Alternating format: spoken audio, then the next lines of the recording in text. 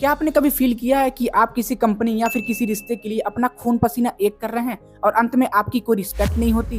George Orwell की famous कहानी animal farm सिर्फ जानवरों की कहानी नहीं है, बल्कि ये हम जैसे इंसानों का वह सच है जिसे समझना आपके लिए बहुत इंपॉर्टेंट है, ताकि कोई हमें इमोशनल फूल न बना सके। कहानी शुरू होती है मेजर फार्म से, जहाँ ओल्ड मेजर नाम का एक बूढ़ा सुअर सभी जानवरों को इकट्ठा करके कहता है, इंसान ही हमारी समस्या का सबसे बड़ा जड़ है। वो हमसे दूध, अंडे और मेहनत करवाता है और हमें सिर्फ उतना ही खाने देता है जिसमें हम बस जिंदा रह सकें। इसके बाद जानवरों ने विद्रोह किया और मालिक मिस्टर जॉस को भगा दिया और अपना शासन बनाया, जिसे नाम दिया गया एनिमल फार्म।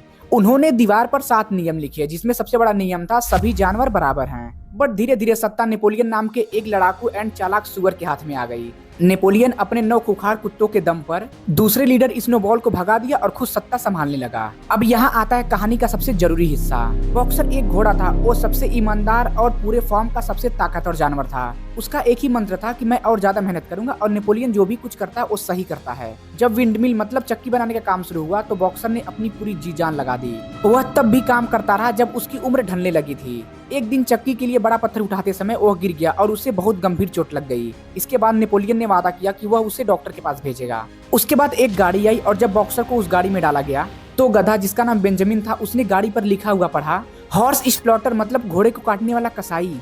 दोस्तों, हम में से बहुत से लोग अपनी असल जिंदगी में बॉक्सर ही हैं। हम अपनी कंपनी में और अपने काम में दिन रात एक कर देते हैं, यह सोचकर कि वफादारी का फल मिलेगा। बट याद रखिए, बिना लॉजिक के वफादारी आपको सिर्फ एक रिसोर्स बना देती है, और जैसे ही आप अनयूज्ड पोटेंशियल से बाहर होते हैं या आपकी उपयोगिता खत्म हो जाती है तो सिस्टम आपको रिप्लेस कर देता है। कहानी के अंत में सुअर इंसानों के साथ बैठकर शराब पी रहे थे और उनकी शक्लें इंसानों जैसी ही दिखने लगी। वो वैसे ही बन गए जिनके खिलाफ उन्होंने जंग शुरू की थी। देखो बॉस, अगर आप इमोशनल फूल नहीं बनना चाहते हैं तो आप अपना इमोशनल इंटेलिजेंस बढ़ाएं, और ये समझना बहुत इंपॉर्टेंट है कि कौन आपके इमोशन का इस्तेमाल अपने फायदे के लिए कर रहा है। क्या आप भी किसी के लिए बॉक्सर बने? और कमेंट में अपनी राय दें, एंड ऐसे ही पावरफुल लर्निंग के लिए सब्सक्राइब करें।